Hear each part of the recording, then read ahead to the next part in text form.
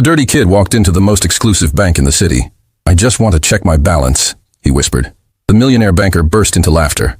But when the screen lit up, his smile froze forever. The morning sun reflected off the glass towers of Manhattan's financial district, casting golden light on a world that Marcus had only ever seen from the outside. At 12 years old, he had learned that there were two types of people in this city: those who belonged in buildings like these, and those who cleaned them after everyone else went home. Today, for the first time in his life, Marcus was about to cross that invisible line. His sneakers, 2 sizes too big and held together with duct tape, squeaked against the marble floor as he pushed through the heavy revolving doors of Blackwell & Associates private banking. The blast of air conditioning hit him like a wall, so different from the summer heat outside where he'd spent the last 3 hours working up the courage to enter. The lobby was unlike anything Marcus had ever seen. Marble columns stretched 30 feet high, supporting a ceiling decorated with what looked like real gold. Crystal chandeliers, each probably worth more than his entire neighborhood, cast a warm glow over leather furniture that seemed too perfect to actually sit on. Everything smelled expensive, a mixture of fresh flowers, polished wood, and something else he couldn't quite identify. Money, maybe. Success. Belonging. Things he'd never known. Marcus clutched the worn envelope in his pocket, feeling the edge of the bank card inside. His fingers were dirty. There hadn't been running water in his building for 3 days, and he was acutely aware of the smudge of dirt on his face that he'd tried and failed to wash off at a public fountain that morning. "May I help you?" The voice came from a woman behind a sleek reception desk. She was looking at him the way people in this part of the city always looked at him, like he was something unpleasant that had accidentally wandered in from the street. Marcus's voice came out as a whisper. He cleared his throat and tried again. "I need to check my balance." The woman's perfectly painted eyebrows rose slightly. "I'm sorry, young man, but this is a private banking institution. Perhaps you're looking for the branch bank down on—" "I have an account here," Marcus interrupted, immediately regretting how desperate he sounded. "I have a card." He pulled out the envelope with trembling hands, extracting the black card that had arrived in his mailbox 6 months ago. He'd been too afraid to use it until now, too afraid that it might be some kind of mistake that would get him in trouble. But yesterday, when Mrs. Chen from the corner store had told him she couldn't give him any more food on credit, he'd realized he had no choice. The receptionist's expression shifted from disdain to confusion as she looked at the card. It was clearly from this bank. The logo matched. But Marcus could see her struggling to understand how a kid who looked like he'd been sleeping under a bridge could possibly have an account at one of the most exclusive banks in New York. "I see," she said slowly, her tone suggesting she saw nothing at all. "Well, you'll need to speak with one of our account managers. If you'll just wait over there." She gestured to a seating area, but Marcus barely heard her. His attention had been captured by the man striding across the lobby like he owned it, which, according to the nameplate on the massive desk he was approaching, he basically did.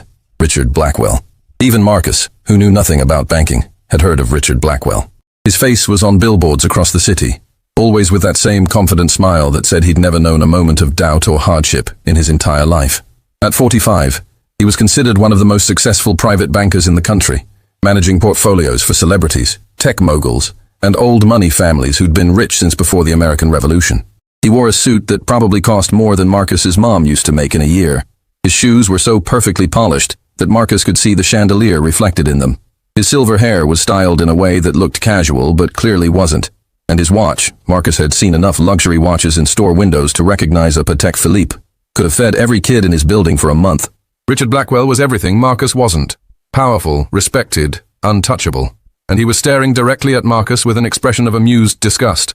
"Janet," Richard called to the receptionist, his voice carrying across the lobby with the easy authority of someone who'd never been ignored in his life. "Is there a reason we're allowing street children into the building? I thought we had security for this sort of thing." The words hit Marcus like a physical blow. Around the lobby, other clients, all dressed in expensive suits and designer dresses, turned to stare.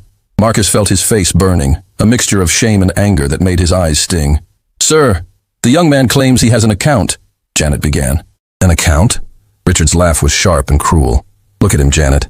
He's got dirt on his face and his clothes look like they came from a dumpster. The only account he's familiar with is probably the one his parents opened at the local liquor store." More laughter rippled through the lobby. A woman in a pearl necklace covered her mouth with a manicured hand, her eyes sparkling with mean delight. A man in a three-piece suit shook his head, muttering something to his companion about the neighborhood going downhill. Marcus wanted to run. Every instinct screamed at him to turn around, push back through those revolving doors and never come back. He'd been stupid to think he could belong here even for 5 minutes. He'd been stupid to think a card in an envelope could change anything about who he was or where he came from. But then he thought about Mrs. Chen's apologetic face. He thought about the eviction notice on his door. He thought about his little sister, Emma, who'd asked him that morning if they'd have dinner tonight, and the way his stomach had twisted when he'd had to tell her he didn't know. He thought about his mother. "I have a card," Marcus said again, louder this time. His voice shook, but he forced himself to step forward, to walk across that perfect marble floor toward Richard Blackwell's desk. "I just want to check my balance." Richard's expression shifted from amused to irritated. Clearly he'd expected Marcus to run away crying. The fact that this dirty kid was actually approaching him seemed to offend him on a personal level. "Security!" Richard called out, but held up a hand when two uniformed guards started moving toward them. A new expression crossed his face, one Marcus couldn't quite read. It looked almost like curiosity. No, not curiosity. Something more predatory. Like a cat that had found a mouse and decided to play with it before the kill.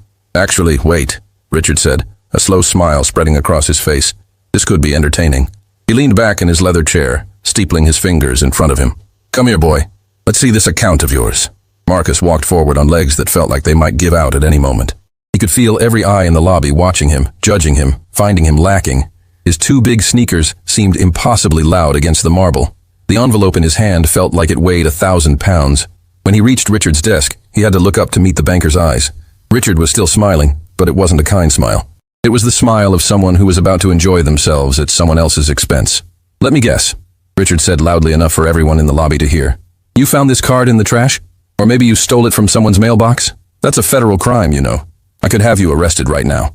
"I didn't steal it," Marcus said, his voice barely above a whisper. "It came to my apartment.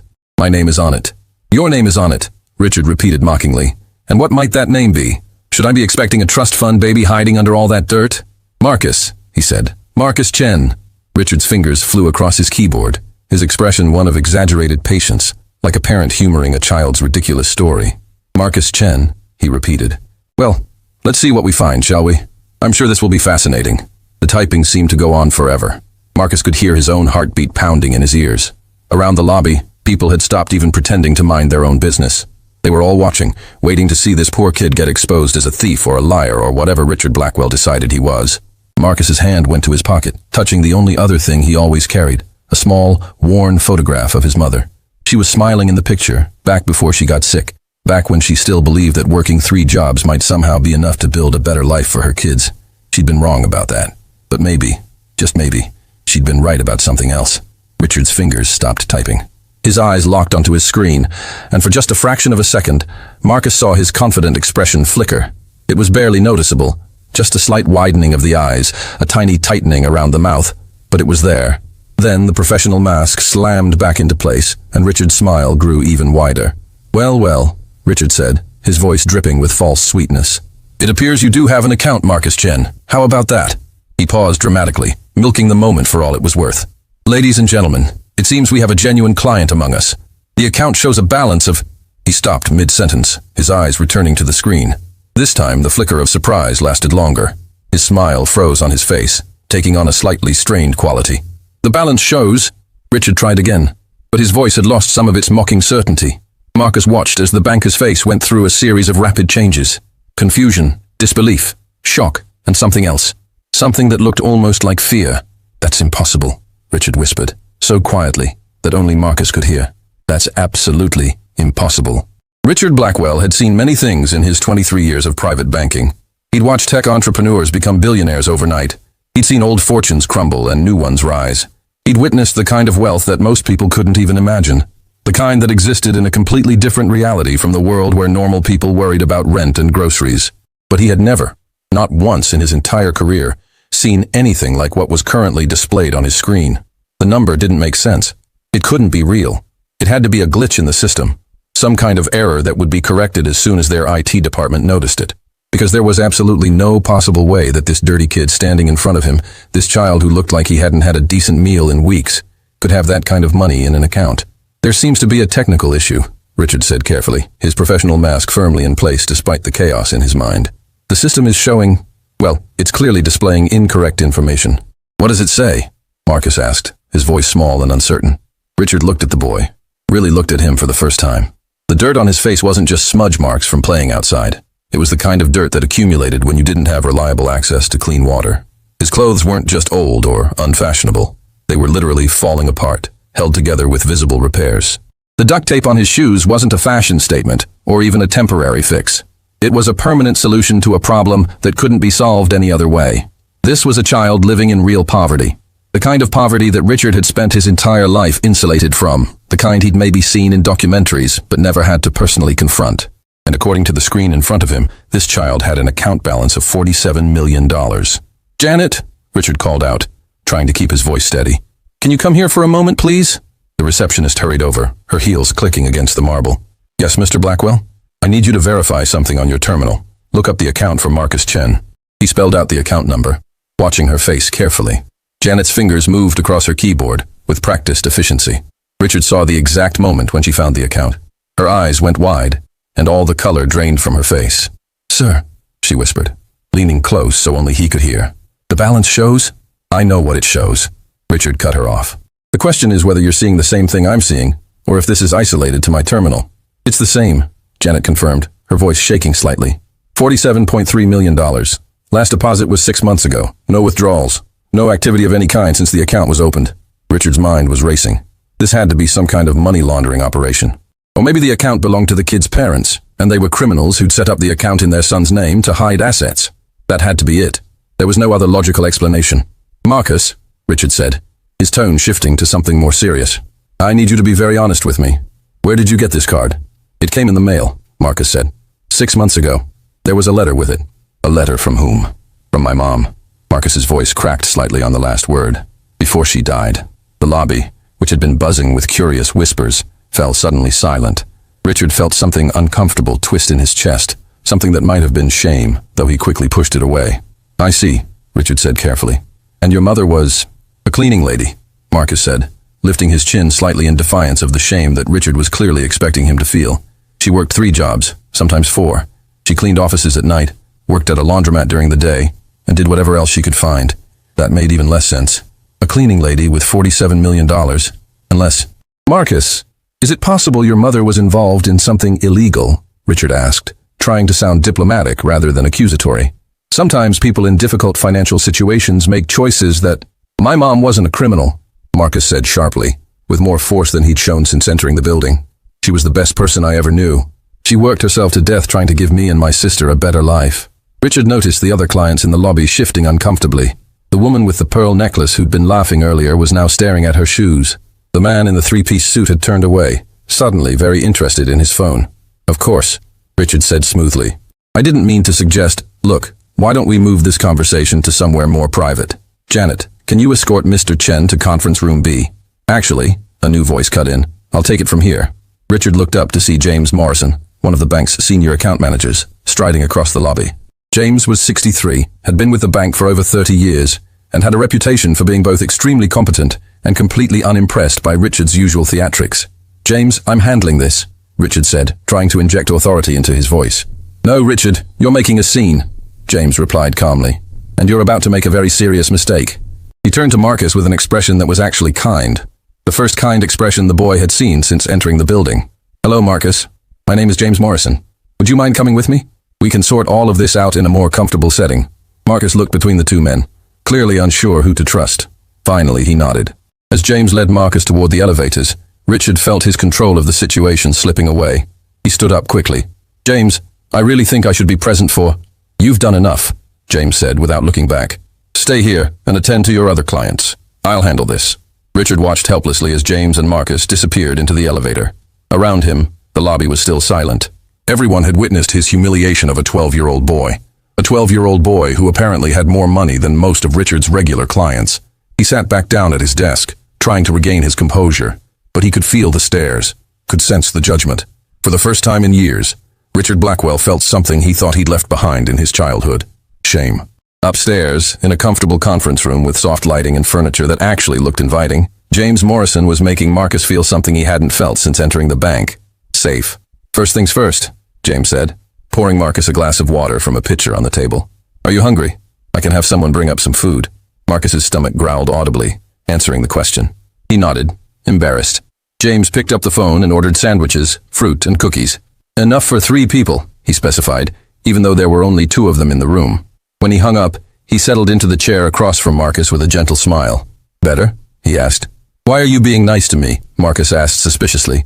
"Everyone else here looks at me like I'm trash, because unlike Richard Blackwell, I actually remember what it's like to have nothing," James said simply. "I grew up in the Bronx in the 60s. My father was a bus driver. My mother cleaned houses. I was the first person in my family to go to college, and I only managed that because of scholarships and working 3 jobs. Marcus studied James's face, looking for signs of deception. But the older man's eyes were sincere. Now, James said, pulling out a tablet. Let's talk about your account. I've pulled up the file, and I have to say it's quite remarkable. The account was opened 6 months ago by your mother, correct? I think so, Marcus said. She never told me about it. I just got the card and a letter in the mail after He couldn't finish the sentence. May I see the letter? James asked gently. Marcus pulled a folded piece of paper from his pocket. It had been read and reread so many times that the creases were beginning to tear. He handed it to James with trembling fingers. James unfolded the letter carefully and began to read. As his eyes moved across the page, his expression shifted from professional curiosity to deep emotion. When he finished, he had to clear his throat before speaking. Marcus, he said softly, your mother was an extraordinary woman. Can you tell me what the money is? Marcus asked. I don't understand where it came from. We never had money. We could barely pay rent. Mom worked all the time, but we were always broke. James looked at the account details on his tablet, then back at the letter, then at Marcus.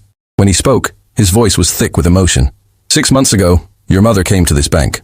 She didn't come to the main entrance. She used the service entrance because she was here working as part of a cleaning crew. But she managed to get an appointment with one of our newer account managers, someone who was willing to listen to her story. What story? Marcus leaned forward. Your mother had been saving money for years. Every single extra dollar she made went into a shoebox under her bed. She told our account manager that she knew she was sick, that the doctors had told her she didn't have much time, and she wanted to make sure you and your sister would be taken care of. Marcus felt tears starting to form in his eyes. But we were so poor. How could she have saved that much? She didn't, James said gently. The money in your account isn't from savings, Marcus. It's from a life insurance policy. Life insurance? Marcus's voice was barely a whisper.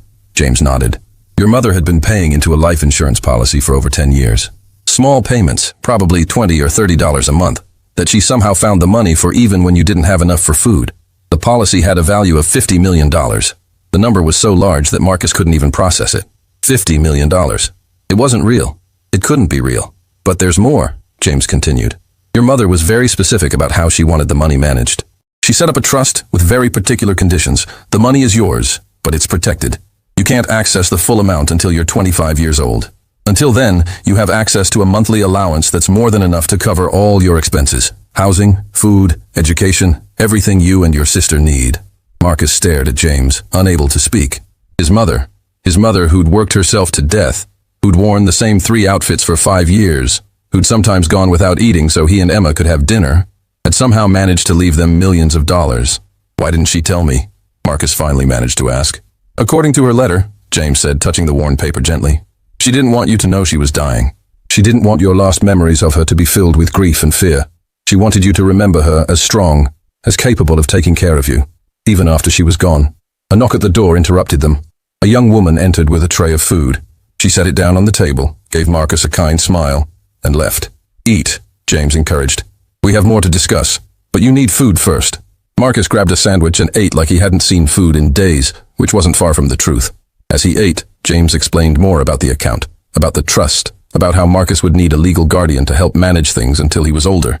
What about my sister? Marcus asked between bites. Emma, she's only 8. Can this help her too? The trust covers both of you, James assured him. Your mother made sure of that. Emma is included in all the provisions. Marcus finished 2 sandwiches and was starting on a third when James's phone buzzed. He glanced at it and frowned. It seems Richard has been making calls, James said. He's very concerned about the legitimacy of your account. He's suggesting we need to involve federal authorities, claims this might be money laundering or fraud. Marcus felt panic rising in his chest. But it's not. My mom. I know, James said firmly. And I have all the documentation to prove it. The insurance company, the trust documents, everything is completely legitimate and legal. Richard is just, well, Richard is having a difficult time accepting that he was wrong. He hates me, Marcus said quietly. He doesn't hate you, James corrected. He hates being made to look foolish. There's a difference. Richard Blackwell has built his entire career on being the smartest person in the room, on being able to read people and situations instantly. You challenge that. You walked into his bank looking like someone he could dismiss, someone he could mock for the entertainment of his wealthy clients, and you turned out to be one of the richest clients in the building. I'm not rich, Marcus protested. I'm just me. You're a 12-year-old boy with a $47 million trust fund, James said with a gentle smile. That makes you very rich, whether you feel like it or not. Marcus looked down at his dirty clothes, his duct-taped shoes, his hands that were still grimy no matter how much he'd tried to clean them. "I don't feel rich." "Give it time," James said. "Now let's talk about what happens next." Richard Blackwell was not accustomed to being wrong. In his carefully constructed world, he was always 3 steps ahead, always in control, always the one who determined how situations would unfold. But as he sat at his desk in the lobby, watching curious clients pretend they weren't staring at him, he felt something he hadn't experienced in decades: genuine uncertainty. His phone buzzed with a text from James. "Conference room B, now." "And Richard? Check your ego at the door." Richard's jaw tightened. James Morrison had always been a thorn in his side, a reminder that success in banking didn't require the ruthless edge that Richard had cultivated so carefully. James succeeded through kindness, through genuine relationships with clients, through actually caring about the people whose money he managed. It was an approach Richard had always considered weak, inefficient, outdated. But James had also never made a mistake like the one Richard had just made. The elevator ride to the 14th floor felt longer than usual. Richard checked his reflection in the polished steel doors, straightening his tie, smoothing his hair. The armor of perfection that had always protected him. Except today, that armor had cracked, and he wasn't sure how to repair it. When he entered conference room B, the scene that greeted him was so unexpected that he actually stopped in the doorway. Marcus was sitting at the table, eating a sandwich with the kind of desperate hunger that spoke of too many missed meals. His face was cleaner now. Someone had given him wet wipes, apparently. And in the better light of the conference room, Richard could see details he'd missed before. The boy had his mother's eyes, clearly. Large, dark, expressive eyes that held too much sadness for someone so young. His hands, though small, showed calluses that suggested he'd been working, taking on adult responsibilities far too early. James was sitting across from Marcus, and spread between them on the table were documents. Lots of documents. "Richard," James said, his tone neutral but firm.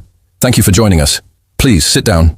Richard took a seat, feeling oddly like he was the one being evaluated rather than the other way around. Marcus glanced at him, then quickly looked away, focusing intently on his sandwich. "I've reviewed all the documentation regarding Marcus's account," James began, sliding a folder across the table to Richard.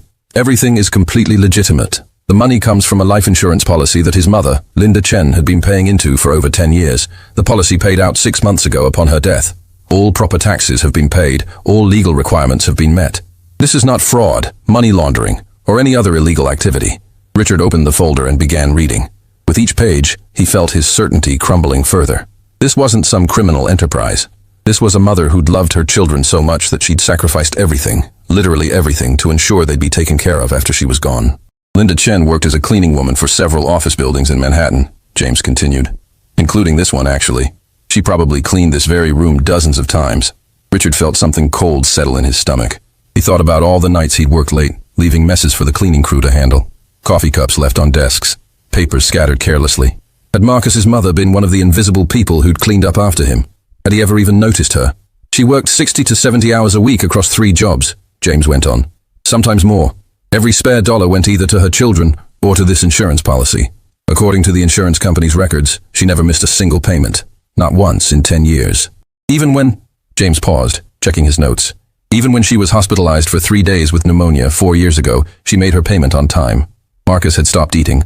His hands were clenched in his lap, and Richard could see tears streaming silently down his face. "The policy she chose was specifically designed to grow in value over time," James explained.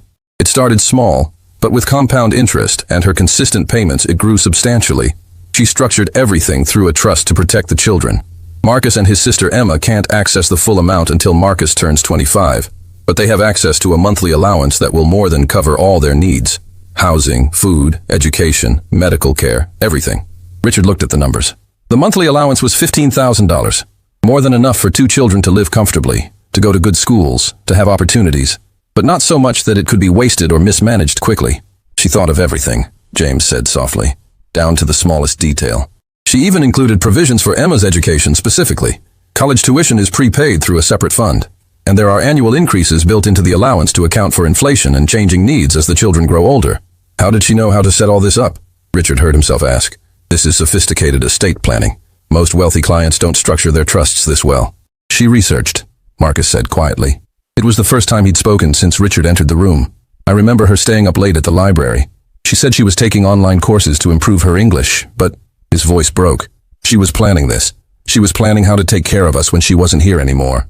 Richard looked at this child, this boy he'd mocked and humiliated in front of a lobby full of people, and felt something he'd successfully avoided feeling for most of his adult life: genuine shame.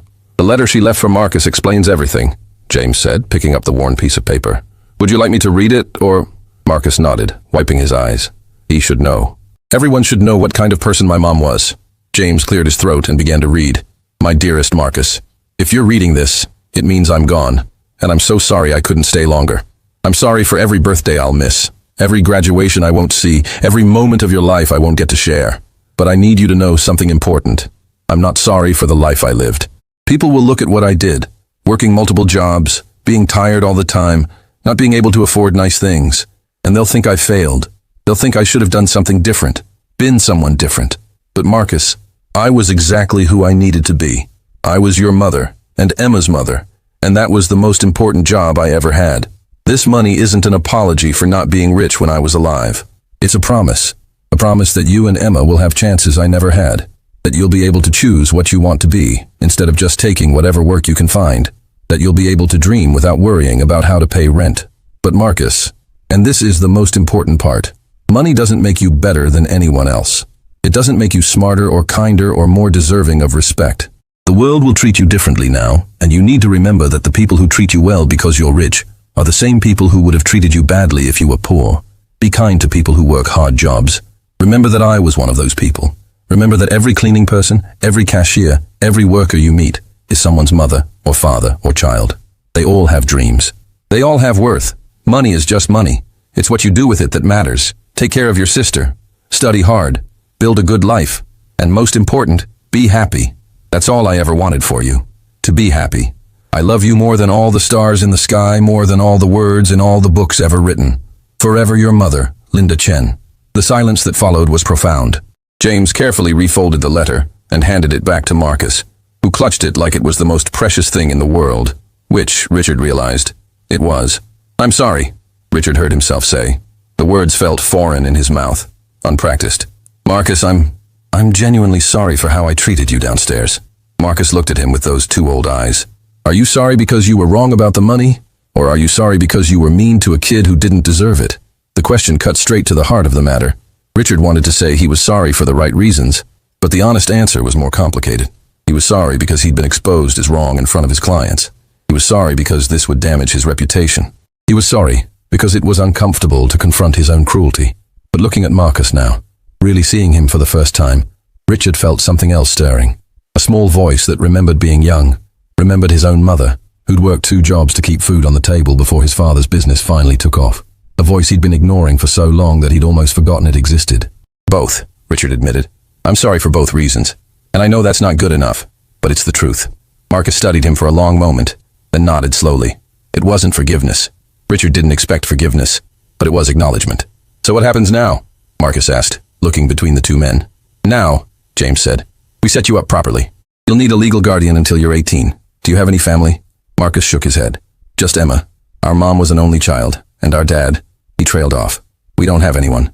Then we'll work with social services to ensure you and Emma have proper care, James said. But the trust provides funding for guardian compensation, so we should be able to find someone good. Someone your mother would have approved of. We'll also need to move you out of your current housing situation immediately, Richard found himself saying. Both Marcus and James looked at him in surprise. What? The boy is one of our most valuable clients. We have a responsibility to ensure his well-being. It wasn't entirely altruistic. Richard was already thinking about how this story could be spun, how a redemption arc might actually benefit his reputation. But it wasn't entirely selfish either. For the first time in a very long time, Richard Blackwell was considering someone else's needs before his own. There's a residential building 2 blocks from here, Richard continued. Luxury apartments, full security, excellent schools nearby. The bank owns several units. I can have one prepared for Marcus and his sister within 48 hours. That's actually very generous, James said, clearly suspicious of Richard's motives, but unable to deny that it was a good solution. Marcus looked overwhelmed. I can't. That's too much. I just needed to check my balance so I could buy groceries. Marcus, Richard said, and for once his voice held no condescension, no mockery, just simple honesty. Your life just changed completely. The money your mother left you means you never have to worry about groceries again. You never have to worry about rent or utilities or any of the things that kept you up at night. Your mother made sure of that. But I don't know how to be rich, Marcus whispered. I don't know how to live like that. Then you'll learn, James said gently. One day at a time, and we'll help you. The afternoon sun was setting over the Bronx when Marcus and Richard arrived at the building Marcus had called home for the past 3 years. Richard's luxury sedan looked absurdly out of place on this street, like a spaceship that had accidentally landed in the wrong dimension. Richard had insisted on accompanying Marcus to collect his sister and their belongings. James had suggested sending a professional moving service, but Richard had surprised both of them by volunteering to go personally. The boy shouldn't have to face this alone, he'd said, though he suspected his real motivation was more complicated than simple kindness. Now, sitting in his car and looking at the building, Richard felt his carefully constructed worldview continuing to crumble. The building was 5 stories of crumbling brick and broken windows. Fire escapes hung precariously from the facade, rust eating through the metal supports. Trash bags were piled on the sidewalk, torn open by rats or stray dogs. Graffiti covered every available surface, some of it artistic, most of it just angry scrawls marking territory. "This is where you live?" Richard asked, then immediately regretted the question. Of course, this was where Marcus lived. Where else would a child whose mother worked 3 jobs be able to afford? "4th floor, Marcus said quietly. "The elevator hasn't worked in 2 years, so we have to take the stairs." They got out of the car, and Richard locked it 3 times, checking each door handle. A group of teenagers sitting on the front steps watched them with a mixture of curiosity and suspicion. Richard felt acutely aware of his expensive suit, his Rolex, the leather briefcase he was carrying. He might as well have painted a target on his back. But then Marcus nodded to the teenagers. "Hey, Carlos. Miguel." "Marcus!" One of the boys jumped up, concern evident on his face. "Man, where you been? Emma's been crying all day. Mrs. Rodriguez has been watching her, but she keeps asking for you." "I'm sorry," Marcus said. "I had to take care of something important. I'm here now." The teenager's eyes shifted to Richard, taking in the expensive suit with obvious distrust. "Who's this?" "Someone who's helping me," Marcus said simply. "It's okay, Carlos. I promise." The interior of the building was worse than the exterior. The hallway was dark. Half the light fixtures were broken and smelled of mildew, cooking grease, and something else Richard couldn't identify, but that made his stomach turn. The walls were water-stained, the floor tiles cracked and missing in places. They climbed the stairs, passing other residents. An elderly woman carrying groceries, who Marcus helped, even though Richard could see the boy was exhausted. A young mother with a baby on her hip, and 2 toddlers clinging to her legs, who smiled wearily at Marcus. A man in a security guard uniform, heading out for the night shift. Each time, Marcus greeted them by name. Each time, they asked about Emma, about how he was managing. And each time, Richard felt smaller and smaller. These people had nothing. They lived in conditions that Richard wouldn't have tolerated for a storage unit. But they cared about each other in a way that Richard's wealthy clients never did. They were a community, looking out for one another because they understood that survival required solidarity. When they reached the 4th floor, Marcus stopped in front of a door with peeling paint. The number 4C hung crooked, held by a single screw. He pulled out a key, then paused. "It's not much," Marcus said, not looking at Richard. "I know what you're thinking, but it was home." "I'm not thinking anything," Richard lied.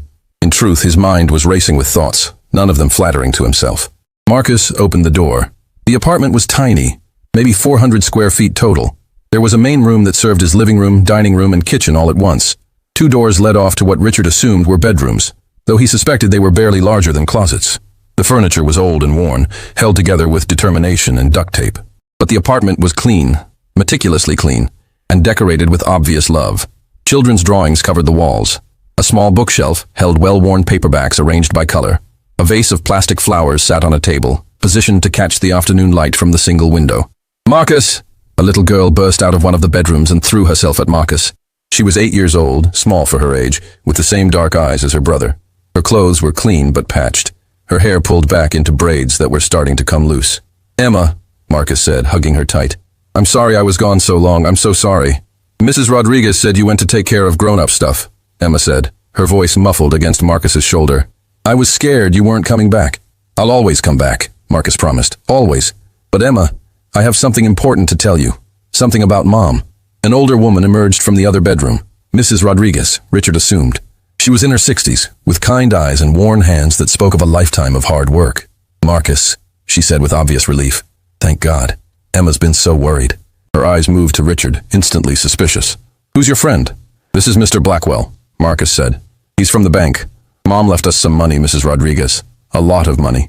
Mrs. Rodriguez's expression shifted through several emotions in rapid succession. Surprise, disbelief, hope, and then something that looked like grief. "Linda," she whispered. "That woman. She was always planning, always thinking ahead." She wiped her eyes quickly. "How much money, mijo?" Marcus looked at Richard helplessly. Even after spending hours discussing it, he still couldn't quite wrap his mind around the number. "Enough that they'll never have to worry again," Richard said gently. "Enough for excellent schools, a safe home, everything they need. Mrs. Rodriguez pressed her hands to her mouth, tears flowing freely now. Linda, you beautiful, crazy woman. You actually did it. Did what? Emma asked, looking confused. Marcus knelt down to his sister's level. Emma, remember how Mom always said she was going to make sure we were okay? That we'd always have what we needed? Emma nodded solemnly. She did it, Marcus said, his own tears starting. She left us enough money that we can have a nice apartment, and you can go to a good school, and we can have food whenever we're hungry, and... His voice broke. She took care of us, Emma. Even after she was gone, she's still taking care of us. Emma was quiet for a moment, processing this. Then she asked the question that broke Richard's heart. Does this mean we don't have to be hungry anymore? Richard turned away, unable to watch, unable to bear the weight of that simple question. These children, these babies, had been living with hunger as a constant companion. While he'd been spending hundreds of dollars on business lunches he barely touched, these kids had been wondering if they'd eat dinner. No, baby, Marcus said, pulling Emma close again. We never have to be hungry again. Mrs. Rodriguez was openly sobbing now. Your mother. She used to come home at 3 in the morning and she'd still find energy to braid Emma's hair for school. She'd work doubles at the laundromat on weekends and never complained. Not once. We all knew she was sick, but she kept working, kept smiling, kept telling us she was fine. She wasn't fine, Marcus said quietly. She was dying, and she knew it. But she didn't want us to know because she didn't want us to be scared. Richard finally turned back to face the room. She was protecting you, he said. Right to the very end, she was protecting you. Emma looked up at Richard for the first time, studying him with the directness that only children possess. Are you going to help my brother? Yes, Richard said, and meant it more than he'd meant anything in a long time. I'm going to help both of you. Okay, Emma said simply, with the easy trust of a child who'd been taught that most adults were good people trying their best. Can we bring Bunny? She held up a stuffed rabbit that had clearly seen better days. One ear was hanging by a thread. The fur was matted and thin, and Richard suspected it had been repaired dozens of times. We can bring everything you want, Marcus assured her. They spent the next hour packing. There wasn't much to pack. A few changes of clothes each, some books, Emma's stuffed animals, Marcus's school papers, and photographs of their mother. Everything they owned fit into 4 garbage bags and 1 small suitcase. Richard watched as Marcus carefully took down the drawings from the walls, as Emma collected her crayons and the notebook where she practiced writing her name. He watched as they said goodbye to Mrs. Rodriguez, who made them promise to call her, to visit, to never forget where they came from. You're good kids, Mrs. Rodriguez told them, hugging them both fiercely. Your mama raised you right. Don't let money change that. We won't, Marcus promised. As they carried the bags down the stairs, Richard insisted on taking the heaviest ones, despite Marcus's protests. Other residents came out to say goodbye, word having spread quickly about the children's good fortune. There was no jealousy in their faces, only genuine happiness. These people understood what it meant to struggle, and they were celebrating this rare victory. Carlos and his friends helped carry bags to the car. An elderly man gave Marcus $20 for emergencies, refusing to take it back even when Marcus tried to explain that he didn't need it anymore. A young woman gave Emma a chocolate bar for the road. This, Richard realized, was what community looked like, what caring for your neighbors actually meant. Not charity galas where wealthy people wrote checks to feel better about themselves, but real human connection, people taking care of each other because it was the right thing to do. When they were finally in the car, bags loaded, Richard started the engine but didn't immediately drive away. He looked at Marcus and Emma in the rearview mirror, these 2 children who'd lost everything but still had their dignity, their kindness, their fundamental decency. Thank you, Marcus said quietly, for coming with me, for not making me do this alone. Richard gripped the steering wheel tightly. Marcus, I need to say something, and I need you to really hear it. Both children looked at him attentively. What I did to you this morning at the bank, humiliating you, mocking you, treating you like you were nothing, was unforgivable. I've spent my entire career judging people based on their clothes, their addresses, their bank accounts. I've convinced myself that money equals worth, that success equals superiority. He turned to look at them directly. But your mother, who cleaned toilets for a living, who worked herself to death, who never had expensive clothes or fancy cars, she was worth more than 1,000 men like me. She understood something I'd forgotten, that the measure of a person isn't what they have, it's what they give. Mom always said that being kind doesn't cost anything, Emma offered shyly. Your mother was a wise woman, Richard said, and I'm going to try, really try, to be better, to be the kind of person who would have seen your mother's worth, who would have seen your worth, regardless of the numbers in your bank account. Marcus nodded slowly. That's all she would have wanted, for people to try to be better. Richard put the car in gear and pulled away from the curb. In the rearview mirror, he could see the residents of the building waving goodbye, see Mrs. Rodriguez wiping her eyes on her apron. As they drove toward Manhattan, toward the luxury apartment that would be Marcus and Emma's new home, Richard made himself a promise. He would help these children, yes, but more than that, he would let them help him. Help him remember what really mattered. Help him become the kind of person who saw value in everyone, not just those who could afford his services. It was, he realized, the most important education he'd ever receive. And his teachers were 12 and 8 years old. 3 months had passed since that Friday morning when Marcus Chen had walked into Blackwell & Associates Private Banking, with dirt on his face and fear in his heart. 3 months since Richard Blackwell's carefully constructed world had been shattered by a 12-year-old boy and a letter from a mother who'd loved her children more than life itself. The luxury apartment on Park Avenue had been transformed into something that actually felt like home. Emma's drawings now covered one entire wall. Richard had insisted on having them professionally framed, though Marcus had argued they were just crayon sketches. The furniture was still expensive, but Marcus had chosen pieces that were comfortable rather than impressive. Stuffed animals shared space with new books. The kitchen, which had seemed impossibly large at first, was now regularly filled with the smell of Emma learning to bake cookies with their new guardian, Mrs. Patterson. Mrs. Patterson was a retired schoolteacher in her late 50s who'd lost her own daughter to cancer 10 years earlier. When the social worker had introduced her to Marcus and Emma, she'd looked at them with the same fierce protectiveness that Linda Chen had once shown. Within a week, she'd moved into the apartment's guest room and had seamlessly become the steady, loving presence the children desperately needed. But the most dramatic transformation hadn't happened in the apartment.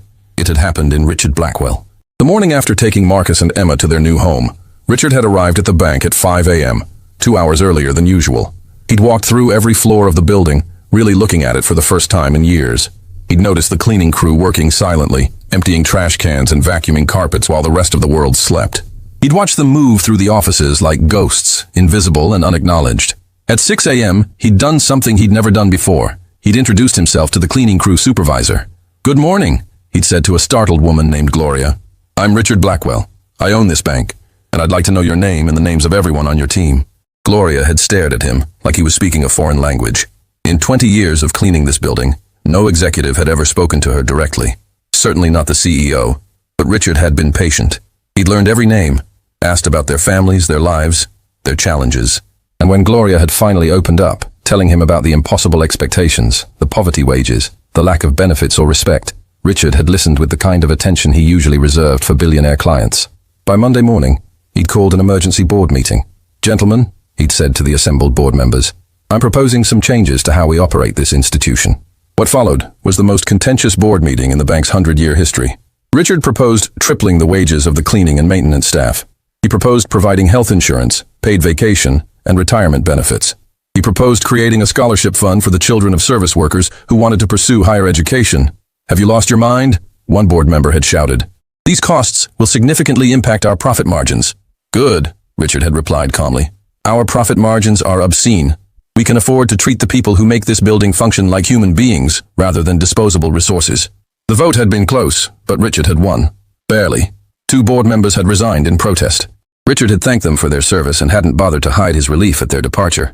Then he'd started making changes to how the bank treated all its employees, not just the service workers. Exit interviews revealed a pattern of discrimination, favoritism, and fear-based management. Richard had fired 3 senior managers who'd been creating toxic environments. He'd implemented transparent promotion criteria. He'd started actually listening to employees, rather than just issuing orders. The financial press had been brutal. "Blackwell goes soft," one headline read. "Banking executives' strange transformation worries investors," said another. Richard's peers at other banks called him privately, asking if he was having some kind of breakdown. He'd told them all the same thing. "I met someone who taught me what real wealth looks like, and it wasn't in a bank account." Now, sitting in his office on a crisp October afternoon, Richard was reviewing the quarterly reports when his assistant buzzed him. "Mr. Blackwell, Marcus and Emma Chen are here to see you." Richard smiled, something he found himself doing much more frequently these days. "Send them in." Marcus and Emma entered, and Richard still marveled at the transformation. Marcus wore clothes that actually fit. His face was clean and healthy looking, and most importantly, the constant fear in his eyes had been replaced by something else. Not happiness exactly. The grief of losing his mother was still too fresh for that. But peace, security, hope. Emma was thriving. She'd started at a new school where she was getting A's in every subject. She'd made friends. She'd gained weight, healthy weight that came from regular meals and not wondering where the next one would come from. She was 8 years old, and finally getting to actually be 8 years old. "Mr. Blackwell," Emma said, running to give him a hug. She'd lost her initial shyness around him within the first week. "I got 100% on my math test." "That's wonderful, Emma," Richard said, genuinely delighted. "Did you bring it to show me?" She pulled a paper from her backpack, beaming with pride. Richard made a show of examining it carefully. then reached into his desk drawer and pulled out a gold star sticker, something he'd started keeping specifically for Emma's visits. "This goes in your achievement book," he said solemnly, handing it to her. Emma carefully placed the sticker on her test, then sat down in one of the leather chairs, pulling out a book to read while the adults talked. Marcus took the other chair, his expression more serious. "I wanted to talk to you about something." "Of course. What's on your mind?" "I've been thinking a lot about what my mom wanted," Marcus began. "Not just for me and Emma, but bigger than that. She wrote in her letter that money is just money. It's what you do with it that matters." Richard nodded, waiting. "I want to start a foundation," Marcus said. "For kids like me and Emma. Kids whose parents are working themselves to death but still can't make ends meet. I want to help them." Richard felt his throat tighten. "That's a beautiful idea, Marcus. What kind of help are you thinking about?" "Everything," Marcus said, his voice gaining strength as he talked. "School supplies, tutoring, food assistance, helping parents get better jobs. But also, and this is the important part, I want to help people see those kids. Really see them, the way you didn't see me at first." The words stung, but Richard didn't flinch from them. "You're absolutely right." "What did you have in mind?" Marcus pulled out a notebook. He'd clearly been planning this carefully. "I've been researching other foundations, talking to Mrs. Patterson about it. I want to call it the Linda Chen Foundation for Working Families, and I want to donate $10 million from my trust to start it." Richard blinked. "Marcus, that's a substantial amount of money." "I know," Marcus said. "But it's what Mom would have wanted. She didn't save all that money just so I could buy expensive stuff. She saved it so I could make a difference. You understand this is a long-term commitment?" Richard asked carefully. "Running a foundation is serious work. It requires oversight, administration, careful planning." "I know," Marcus said. "That's why I was hoping you would help. Not just with the money part, but with making sure it actually helps people. You understand how to make things work in the business world." Richard was quiet for a long moment. 3 months ago, he would have dismissed this as a child's naive fantasy. But he'd learned enough since then to recognize that Marcus understood something profound, something Richard was still learning. "I would be honored to help," Richard said.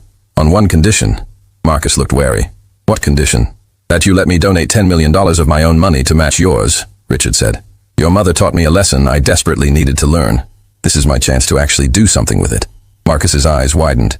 "You'd do that?" "Marcus, 3 months ago, I was a man who measured success by the size of my bank account and the fear in my employees' eyes. I was miserable even though I couldn't admit it to myself. Your mother's letter, the way she loved you and Emma, the way she sacrificed everything for you, it showed me what I'd been missing." Richard stood and walked to the window, looking out at the city. "I've spent the last 3 months trying to be better, treating people with dignity, actually caring about the employees who work for me. And you know what I've discovered?" "What?" "I'm happier than I've been in 20 years, Richard said simply. "I sleep better. I actually enjoy coming to work. I've reconnected with my daughter. Did I tell you I have a daughter? She's 25, and for years she wouldn't speak to me because I'd been such a terrible father.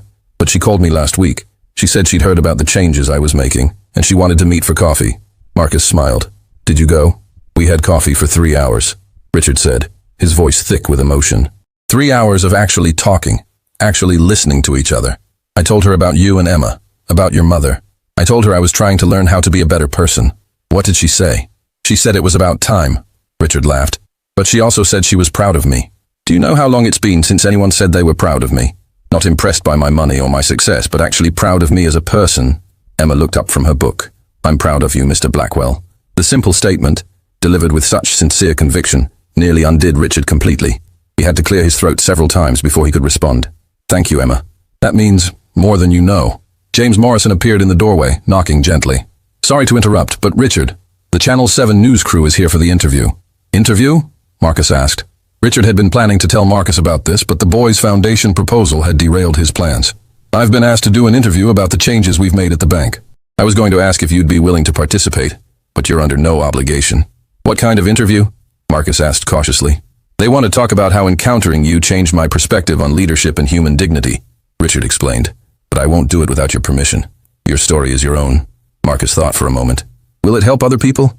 Other kids who are struggling?" "I believe it could," Richard said honestly. "It might inspire other business leaders to examine how they treat their employees.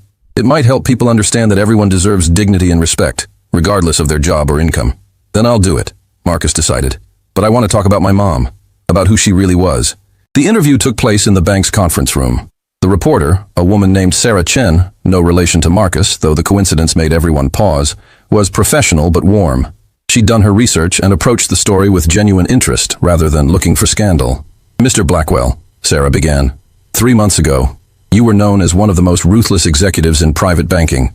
Your management style was described as cutthroat and intimidating. What changed? Richard looked at Marcus, who nodded encouragingly. I met a 12-year-old boy who showed me that I'd been measuring success with the wrong metrics, Richard said. Marcus walked into my bank looking for help, and I humiliated him in front of a room full of people because he didn't look wealthy.